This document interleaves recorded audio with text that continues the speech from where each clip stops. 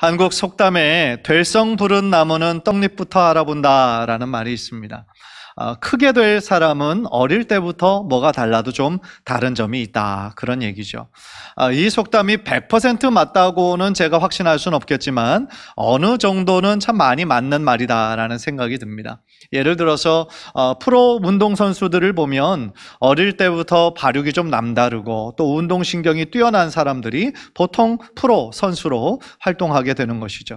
음악적인 재능도 마찬가지고 미술적인 재능도 마찬가지고 인간관계에 있어서 또 탁월함을 드러내는 사람도 마찬가지고 그들 아이들의 미래가 어떻게 될지 사실은 누구도 확신할 수는 없지만 이런 일을 잘하는구나, 이런 일에 또 이렇게 하겠구나라는 예상은 하게 만든다라는 것이죠.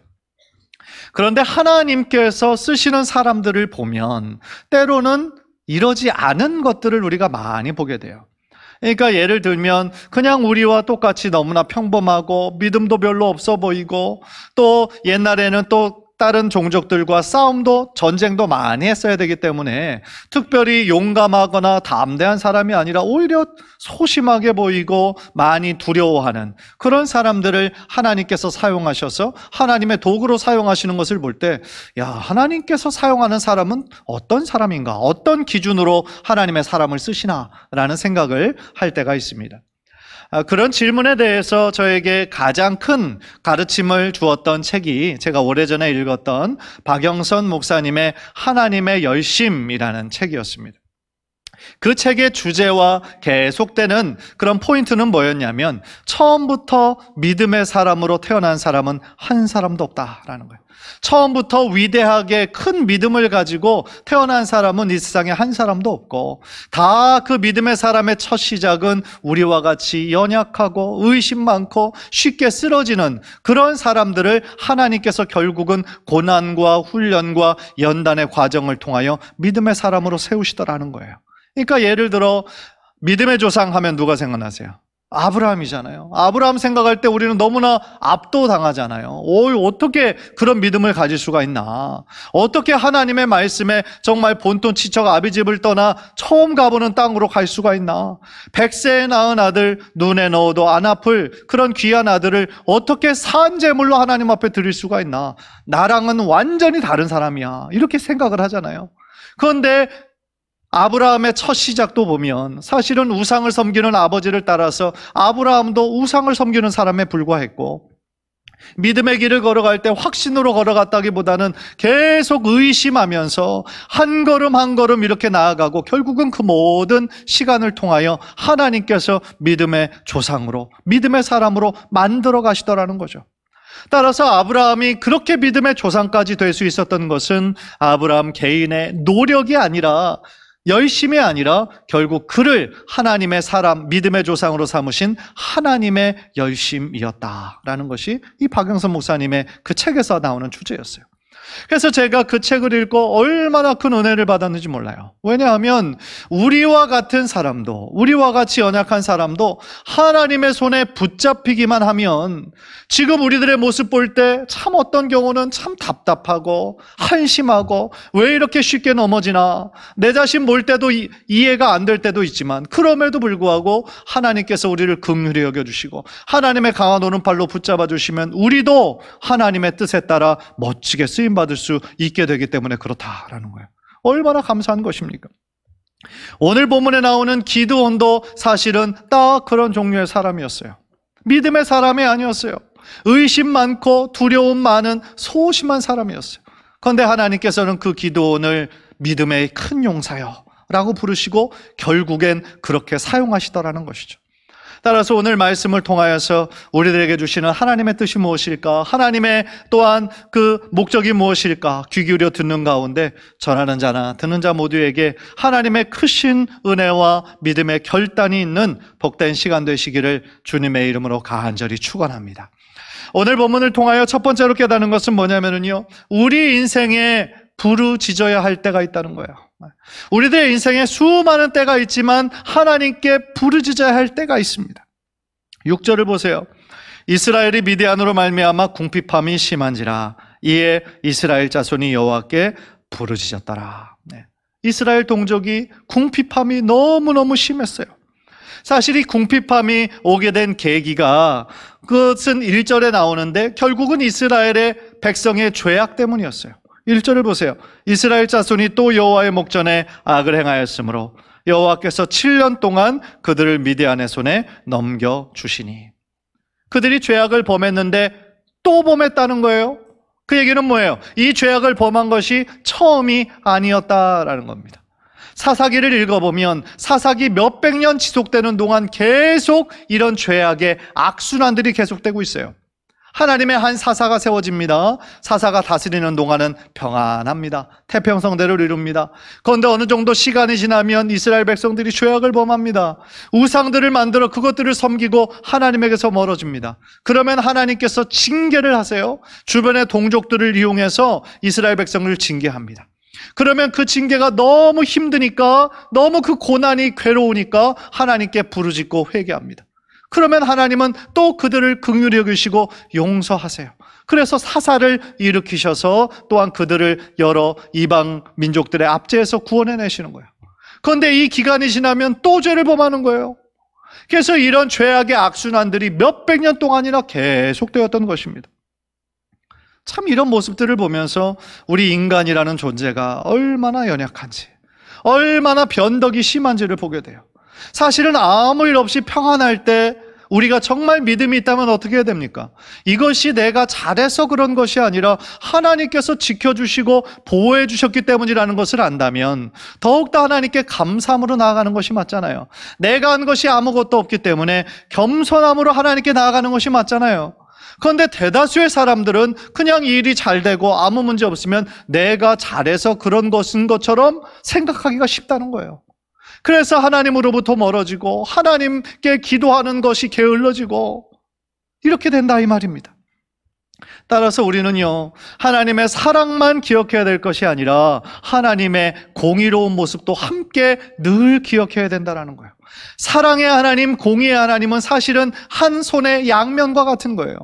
우리를 너무 사랑하시기 때문에 하나님의 자녀요 하나님의 백성이기 때문에 때로 하나님을 멀리하려고 한다면, 잘못된 길로 가려고 한다면 하나님께서 개입하셔서 고난을 통하여 다시 우리들을 책망하시고 하나님께 돌아올 수 있도록 하나님은 고난이라는 도구를 사용하신다는 거예요. 그게 사랑의 표현이죠. 여러분들 자녀가, 우리들 부모가 보기에 뻔히 잘못된 길로 가고 있어요. 그러면 여러분들 그냥 내버려 두실 부모가 어디 있겠느냐는 거죠. 중간에 개입해서 이 길로 가면 안 돼, 이 길로 가면 위험해, 다쳐, 이 길로 가면 안 돼, 이렇게 안전한 길로 가야 돼, 다 인도할 것이라는 거죠. 우리 하나님의 마음도 똑같다라는 것입니다. 그래서 하나님께서 이스라엘 백성을, 특별히 자신의 민족이기 때문에 너무 죄악 가운데 있는 것을 안타까워하셔서 이 미디안 종족의 손에 붙인 것이 7년째였다라는 것입니다. 그런데 이 미디안 사람들이 이스라엘 백성을 약탈한 그 정도가 굉장히 심했던 것 같아요. 그래서 이스라엘 자손들이 그냥 자신의 집에서 살지 못하고 산 위에 올라가서 굴을 파고 거기에서 이렇게 살았다고 할 정도로 이 미디안 족속들의 이 괴롭힘이 굉장히 심했다라는 겁니다. 그래서 이스라엘 백성들이 씨앗을 뿌리고 이제 어느 정도 자라서 좀 있으면 결실을 맺는다 할 때가 오면 어김없이 미디안 족속, 아말렉 사람들, 또한 동방의 사람들이 와가지고 그것들을 다 가져가는 거예요. 조금이라도 남김없이, 어떤 때는 그 유목민들이거든요. 미디안 족속 이런 사람들 자신의 가축들까지 다 데리고 와가지고 아예 그냥 조금도 남겨놓지 않고 싹쓸이해서 다 가져갔다라는 거예요. 그래서 이 이스라엘 백성들의 이 궁핍함이, 그러니까 배가 고파 못 살 지경에 지금 이르던 세월들이 벌써 7년이었다라는 거예요. 그래서 그들이 그 고통의 시간이 너무 힘드니까 하나님께 부르짖기 시작했다라는 거예요. 여기서 부르짖다라는 건 하나님께 그냥 큰 소리를 냈다라는 뜻이 아니에요. 부르짖다라는 뜻은 저들이 회개했다라는 뜻이에요. 회개했고 하나님께 돌아와 하나님의 도우심을 구했다라는 뜻이에요. 사랑하는 성도 여러분, 저는 우리들의 신앙생활 가운데서도 이처럼 하나님께 돌아와 하나님께 부르짖어야 할 때가 있다라고 생각을 합니다. 부르짖는다라는 것은 뭐예요? 하나님을 의지한다는 뜻입니다. 또한 하나님께서 우리의 고통과 아픔과 이 외침을, 이 신음소리를 하나님께서 들으시고 반드시 응답하실 것이라는 그 확신이 있어야 가능한 믿음의 행동이라는 것이죠. 정말 안타까운 건 뭐냐면 우리들 신앙생활에 때로는 문제가 있을 수 있어요. 하나님과의 관계가 막혀있는 성도들도 있어요. 하나님을 생각할 때 너무나 멀리 있는 것처럼 느껴지는 그런 사람들도 있을 거라는 거죠. 문제가 있는데 하나님께 다시 나와 하나님께 부르짖지 않는다라는 거예요. 우리들의 몸에 이상이 생기면 혈관이 노폐물이 많이 쌓여서 어느 순간 우리들의 숨 쉬는 것이 답답하고 계단 오르고 내려가고 하는 것이 굉장히 어려울 그런 때가 있죠. 그럴 때는 뭐예요? 혈관이 막힌 거예요. 그럴 때는 병원에 가서 그거를 뚫어주거나 이것을 시술을 해줘야지, 그래야 이 혈관을 통하여서 모든 것들이 정상적으로 할 수 있는 거지. 그것을 계속 방치하면 어떻게 됩니까? 어느 순간 큰 스트로크가 와서 쓰러지는 거예요. 얼마나 큰 일에 닥치겠습니까? 그런데 우리가 마찬가지로 영적으로도 하나님과의 교제할 수 있는 것이 바로 기도고, 하나님과의 영적인 통로 영을 우리들에게 허락해 주셨는데, 많은 사람들이 그 하나님과의 교통인 영이 막혔음에도 불구하고 답답함을 느끼면서도 하나님께 나아가지 않는 사람들이 너무나 많이 있다는 거예요. 육체적인 건강은 그렇게 우리가 신경 쓰면서도 영적인 건강은 신경 쓰지 않는 사람들이 많이 있다는 거예요. 너무나 안타깝다라는 겁니다.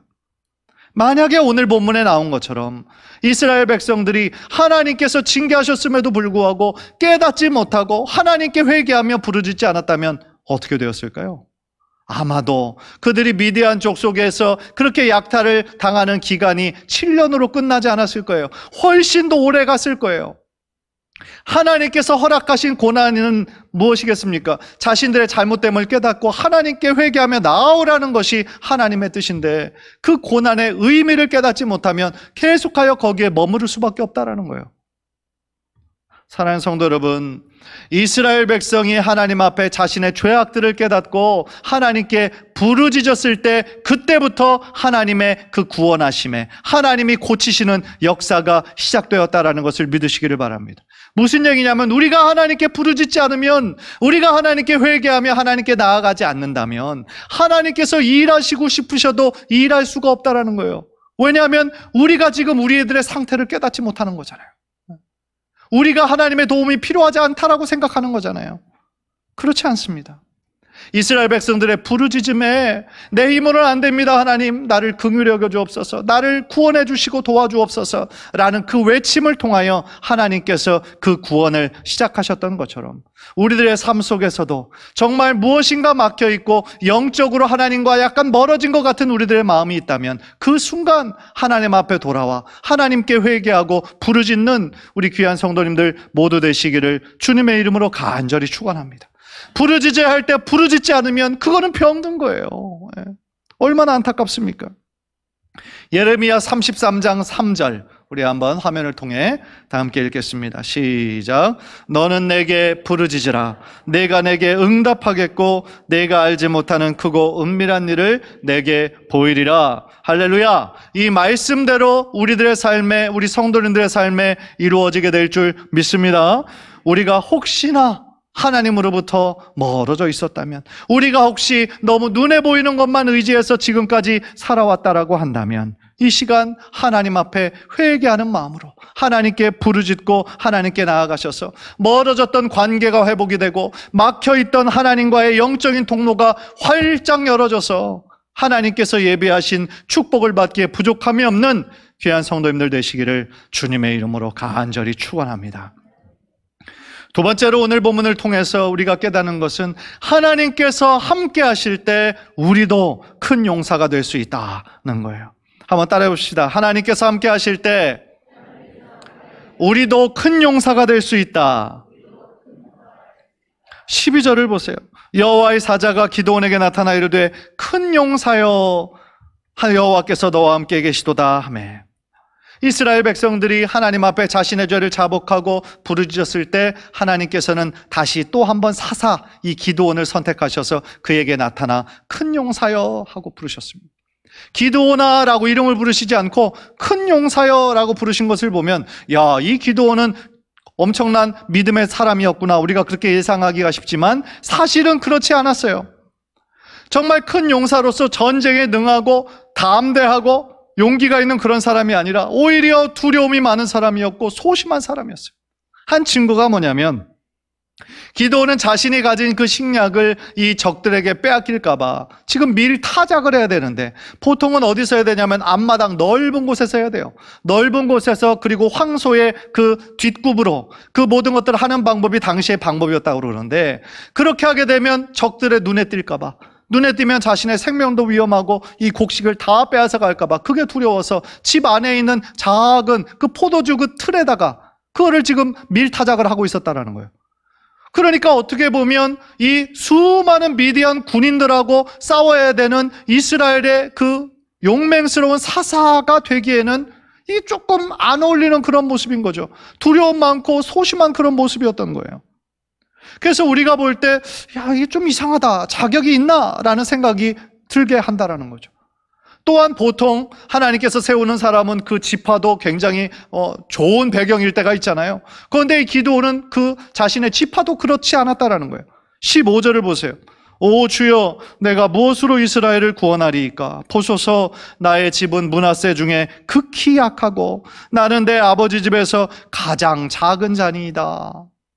그 므낫세 지파 중에서도 자신의 그 가문은 큰 가문이 아니라는 거예요. 지극히 약할 뿐만 아니라 또한 아버지의 그 아들들 중에서도 나는 지극히 약한 자입니다. 그러니까 무슨 얘기예요? 할 수 없다라는, 나는 할 수 없습니다, 하나님 잘못 보셨습니다, 자꾸 안 할 이유를 핑계 삼고 변명하고 있는 거예요. 그래서 자신이 가진 어떤 인간적인 방법만 생각하고 있는 것이죠. 그러나 중요한 건 뭐예요? 하나님께서 그 모든 약점과 약함을 다 아신다는 거예요. 다 아시고 그를 부르신 거예요. 그렇다면 뭐예요? 그 약함을 통하여 하나님께서 어떻게 역사하실 것인지 더 하나님의 영광이 드러나게 될 것이라는 것을 우리로 하여금 기대하게 만든다라는 것이죠. 사실 하나님께서 우리를 하나님의 자녀 삼으시고 하나님의 도구로 삼으신다는 것도 마찬가지예요. 사실 우리가 어떤 자격이 있어서 이런 직분을 받고 또 하나님 앞에 이렇게 섬길 수 있는 그런 자격이 되겠어요? 사실 우리들 한 사람 한 사람 아무런 자격이 없는 사람이거든요. 공로 없는 사람이거든요. 그런데 하나님께서 우리를 충성되이 여기셔서 우리에게 직분을 주시고 이런 일들을 허락하셨다라는 것 자체가 얼마나 큰 하나님의 은혜냐는 거죠. 사실은 하나님은 전능하신 하나님이십니다. 하나님께서 원하시기만 하면 무엇이든지 금방 하실 수 있는 분이세요. 달리 말하면 우리의 도움이 필요하지 않은 분이세요. 그러나 하나님께서 그 하나님의 일에 본인이 다 하실 수 있지만 그 하나님의 일을 함에 있어서 우리 사람을 통하여 하나님의 역사를 이루신다라고 하는 것이 얼마나 큰 특권이고 은혜냐는 것이죠. 우리 12절 다시 한번 화면을 통해 읽겠습니다. 한번 다 같이 읽죠. 시작. 여호와의 사자가 기드온에게 나타나 이르되 큰 용사여, 여호와께서 너와 함께 계시도다 하매, 인간적인 눈으로 볼 때는 기드온은 큰 용사가 아니었지만 하나님께서 함께 하셨을 때 기드온은 큰 용사가 될 수 있었다라는 것입니다. 즉 기드온 자신의 힘은 너무나 미약한 사람이었지만 능력의 하나님께서 그의 오른팔을 붙잡아 주셨을 때에 그는 큰 용사가 되어 마치 메뚜기 떼처럼 허다한 그런 미디안 종족들, 미디안 군사들을 한순간에 물리칠 수가 있었다라는 것입니다.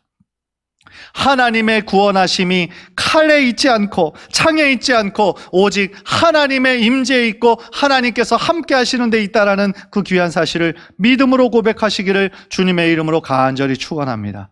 그렇습니다. 우리가 싸우는 모든 싸움에서 우리는 사람의 숫자를 보고 우리는 어떤 가진 무기가 얼마나 좋은가 그것으로 비교하지만 그런 것들은 아무것도 아니라는 거예요. 능력의 하나님께서, 전쟁에 능하신 하나님께서 우리와 함께 하시면 우리는 불가능해 보이는 그런 전쟁 속에서도 반드시 승리하게 될 줄 믿습니다. 그것이 나의 승리가 아니라 바로 나를 통한 하나님의 승리가 되기 때문에 그렇다라는 거예요. 우리도 마찬가지입니다. 우리의 힘만으로 이 세상 살아가기 어려워요. 때로는 넘어집니다. 눈에 보이는 것만 많이 의지할 때가 얼마나 많은지 몰라요. 너무 쉽게 유혹받고 너무 쉽게 넘어질 때가 많습니다. 또한 우리를 넘어뜨리는 이 사단 마귀는 우리들의 약점만을 보고 건드리니 우리가 넘어지기가 너무 쉬운 것이죠. 그러나 우리가 반드시 기억해야 하는 것은 뭐예요? 우리들의 연약함을 아시는 하나님께서 우리와 함께 하시면 우리들의 그 부족함을 통하여 하나님의 강한 능력이 더 많이 드러나게 된다라는 것이죠. 우리의 힘만으로는 이길 수 없지만 하나님의 능력의 오른팔을 의지할 때 우리가 살아나가는 모든 일상의 싸움에서, 일상의 유혹에서 우리는 흔들리지 않고 승리하게 될 줄 믿습니다. 출애굽기 6장 7절 제가 한번 화면을 통해 읽겠습니다. 너희를 내 백성으로 삼고 나는 너희의 하나님이 되리니 나는 애굽 사람의 무거운 짐 밑에서 너희를 빼낸 너희의 하나님 여호와인 줄 너희가 알지라 그랬습니다. 한번 따라해 봅시다. 나는 하나님의 백성이다. 하나님께서 나의 하나님이 되신다. 네, 할렐루야. 예, 그 능력의 하나님께서 여러분의 하나님이 되시는 거예요. 다른 사람의 하나님이 아니라 나의 하나님이 되시는 거예요. 나의 아버지가 되시는 거예요. 그 사실만 우리가 흔들리지 않고 굳게 믿는다면 우리가 하나님 앞에 어떤 상황 가운데서도 주님 앞에 나아갈 수 있다라는 것이죠. 간절히 바라기는 오늘 우리가 기도할 때 나의 부족함을 아시는 주님, 하나님의 강함으로 채워주시고 나의 지혜 없음을 아시는 주님, 하나님의 지혜로 채워주시고 나의 연약함을 아시는 주님께서 하나님의 그 성령의 강한 권능과 능력으로 나를 붙잡아 주옵소서. 그렇게 기도하실 때에 정말 하나님의 귀한 능력과 임재가 여러분의 삶 가운데 흘러넘치시게 될 줄 믿습니다. 마지막으로 오늘 본문을 통해 우리들에게 주시는 말씀은 반드시 함께 하시겠다라고 약속하신 그 하나님, 그 하나님이 지금도 우리와 함께 임마누엘로 함께 하시다라는 거예요. 16절을 보세요. 여호와께서 그에게 이르시되 내가 반드시 너와 함께 하리니 네가 미디안 사람 치기를 한 사람을 치듯 하리라 하시니라. 사실 기도는 이때까지만 해도 자신과 대화를 나누는 사람이 하나님이 보낸 사자인지 아니면 그냥 사람인지 헷갈렸던 것 같아요. 그 전에를 보면 나의 주여라고 얘기는 하지만 이때 당시에 그런 어법에서 처음 보는 사람을 대할 때도 나의 주여라고 이렇게 높였던 그런 경우가 있어요. 그래서 이 대화를 보면 정말로 이게 믿음이 확실하지 않은 연약한 상태였음을 우리가 깨달을 수가 있어요. 그래서 13절을 보니까 기드온이 하나님의 그 사자가 분명히 약속하셨음에도 불구하고 부정적으로 반응하고 있는 거예요. 하나님께서 이 우리 백성과 함께 하신다면 어떻게 이런 일이 우리들에게 있을 수 있습니까? 왜 우리 동족을 저 미디안 종족에게 주셔가지고 7년 동안이나 고난을 허락하십니까? 그렇게 하나님께 원망하고 있는 거예요. 그러니까 이 모든 고통의 원인이 자신들의 죄악 때문이 아니라 그 하나님 우리를 버리신 거 아닙니까? 그렇게 지금 원망하고 있는 것처럼 보여요. 그러나 그럼에도 불구하고 하나님께서는 그를 책망하지 않으세요. 화내지 않으세요. 오히려 더 강하게 약속해 주시는 거예요. 내가 반드시 너와 함께 할 것이라. 이 말씀은 뭡니까? 힘과 능력의 근원이 너에게 있는 게 아니야. 너에게는 그럴 힘이 없어. 그러나 나에게 그 힘과 능력의 근원이 나에게 있어. 그러니까 너는 나만 믿으면 돼, 나만 따라오면 돼 라고 하나님 그렇게 말씀하셨다라는 것이죠.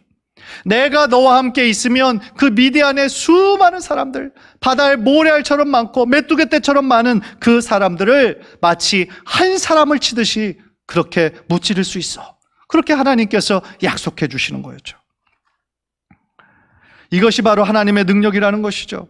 중요한 것은 우리와 함께 하시는 하나님의 능력을 우리는 조금도 의심해서는 안 된다라는 거예요. 더 나아가 그 능력의 하나님께서 반드시 우리의 이 삶 가운데 함께 하심을 반드시 믿어야 될 줄 믿습니다. 하나님께서는 이미 오래전에 모세에게 동일한 약속을 해주신 적이 있어요. 출애굽기 3장 12절 우리 한번 화면을 통해서 다 함께 읽겠습니다. 시작. 하나님이 이르시되 내가 반드시 너와 함께 있으리라. 아멘. 반드시 너와 함께 있으리라. 모세의 후계자 여호수아, 모세를 생각할 때에 자신이 너무나 비교가 돼서 어떻게 합니까 하나님? 그렇게 부르짖었을 때 하나님께서 또 여호수아에게 찾아가셔서 네 평생에 너를 능히 대적할 자가 없으리니 내가 모세와 함께 있었던 것 같이 너와 함께 있을 것임이니라. 그렇게 약속해 주셨어요. 더 나아가 우리의 구원자 되시고 주인 되시는 예수님께서도 승천하시기 전에 우리 모든 예수님의 제자들에게 이렇게 말씀해 주셨죠. 마태복음 28장 20절 우리 한번 다 함께 읽겠습니다. 시작. 내가 세상 끝날까지 너희와 항상 함께 있으리라 하시니라. 아멘. 언제까지요? 세상 끝날까지, 우리들의 인생이 다하는 그날까지 하나님께서는 우리와 늘 함께 해주신다라는 거예요. 우리와 동행해 주신다라는 거예요. 사랑하는 성도 여러분, 시간이 참 빠르게 지나갑니다. 2020년도 새해를 시작한 지가 얼마 안 된 것 같은데 벌써 8월이에요. 그죠? 아까 장로님께서도 기도해 주던 것처럼 코로나로 인해서 이게 시간이 어떻게 지나가는지도 모르게 벌써 8월이 됐어요. 2월부터 코로나가 본격화되기 시작하더니 6개월이 그냥 흘러가 버린 것이죠. 얼마나 사실은 참 안타까운 그런 시간들입니까? 그러나 중요한 건 뭐예요? 우리들의 인생의 모든 순간순간에 하나님께서 우리와 함께 하신다는 거예요. 이 코로나가 언제 끝날지 우리는 아무도 모르고 참 답답한 마음이 있지만 결국 이 모든 것들도 하나님께부터 온 것이라면 하나님의 시간이 되었을 때 반드시 이것이 다 거두어 가시고 하나님께서 더 많은 축복으로 우리 모든 성도들의 삶에 채워주실 줄 믿습니다. 간절히 바라기는 우리들의 삶을 통하여서 하나님이 주시는 이 약속, 모세와 여호수아에게 주셨던, 또한 오늘 본문에 기도원에게 주셨던 이 약속, 바로 나에게 주시는 그 약속으로 붙잡고 늘 주님 주시는 힘과 지혜로 이 세상 가운데 타협하지 말고 오직 주의 능력으로 승리하시는 귀한 성도님들 모두 되시기를 주님의 이름으로 간절히 축원합니다.